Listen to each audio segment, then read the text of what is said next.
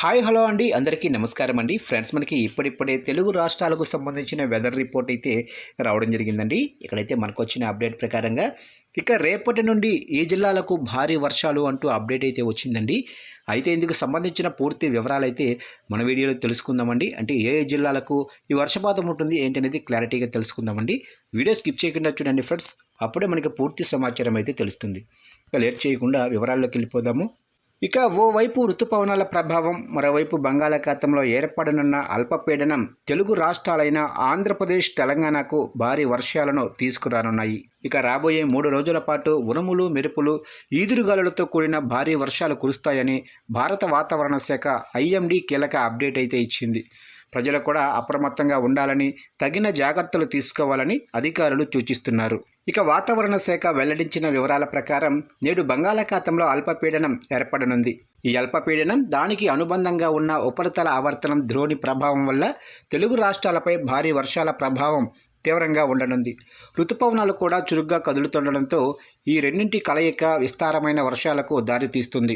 ఇక ఇప్పటికే శుక్రవారం తెలుగు రాష్ట్రాల్లోనే పలు ప్రాంతాల్లో భారీ వర్షాలు కురిశాయి. ముఖ్యంగా హైదరాబాదులో కురిసిన వర్షానికి లోతట్టు ప్రాంతాలు జలమయమయ్యాయి. జలజీవనం స్తంభించిపోయింది. ఈ నేపథ్యంలో రాబోయే 3 రోజుల పాటు వాతావరణ హెచ్చరికలు ప్రజలను మరింత అప్రమత్తం చేస్తున్నాయి. ఇక ఆంధ్రప్రదేశ్ రాష్ట్రంలో మరో 3 రోజుల పాటు పిడుగులతో కూడిన మోస్తరు నుంచి భారీ వర్షాలకు అవకాశం కూడా ఉందని రాష్ట్ర విపత్తుల నిర్వహణ సంస్థ ఎండీ ప్రకాష్ జైన్ తెలిపారు. ప్రజలు అత్యంత అప్రమత్తంగా ఉండాలని ఆయన సూచించారు. శనివారం రాష్ట్రంలోని పలు జిల్లాలకు వర్ష సూచన జారీ చేశారు. శ్రీకాకుళం, విజయనగరం, మన్యం, ఎన్టీఆర్, గుంటూరు, బాపట్ల, పల్నాడు, ప్రకాశం, నెల్లూరు, కర్నూలు, నంద్యాల, అనంతపురం, శ్రీ సత్యసాయి, వైఎస్ఆర్, అన్నమయ్య, చిత్తూరు, తిరుపతి జిల్లాల్లో మోస్తరు నుంచి భారీ వర్షాలు కురిసే అవకాశం అయితే ఉంది. అదేవిధంగా విశాఖపట్నం, అనకాపల్లి, కాకినాడ, ఏలూరు, కృష్ణా జిల్లాల్లో కొన్ని చోట్ల పిడుగులతో కూడిన తేలికపాటి నుంచి మోస్తరు వర్షాలు కురిసే అవకాశం ఉందని వాతావరణ శాఖ వెల్లడించింది. తీర ప్రాంత ప్రజలు, మత్స్యకారులు అప్రమత్తంగా ఉండాలని, సముద్రంలోకి వెళ్లవద్దని సూచించారు. ఇక తెలంగాణలో ఎల్లో అలర్ట్ కూడా జారీ చేశారు ముఖ్యమంత్రి ఆదేశాల మేరకు. ఇక తెలంగాణలోనూ భారీ వర్షాలు కురుస్తున్నాయని వాతావరణ శాఖ పేర్కొంది. దక్షిణ కోస్తా ప్రాంతాలపై ఉపరితల ఆవర్తనం కొనసాగుతుండడంతో 2 రోజుల పాటు తెలంగాణలో మోస్తరు నుంచి భారీ వర్షాలు కురుస్తాయని తెలిపారు. గంటకు 30 నుంచి 40 కిలోమీటర్ల వేగంతో ఈదురుగాలులు వీచే అవకాశం కూడా ఉందని హెచ్చరించారు.